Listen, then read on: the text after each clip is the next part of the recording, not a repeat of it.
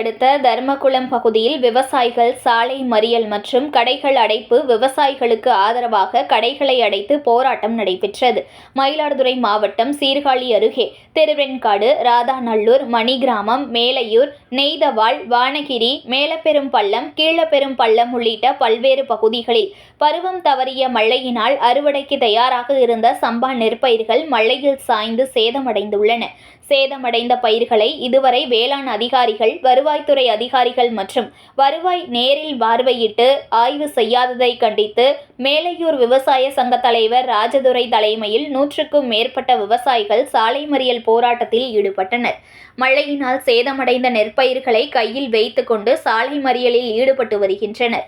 விவசாயிகளின் போராட்டத்திற்கு ஆதரவாக தெரிவித்து தர்மகுளம் பகுதியில் உள்ள 200க்கும் மேற்பட்ட கடைகள் அடைக்கப்பட்டுள்ளன.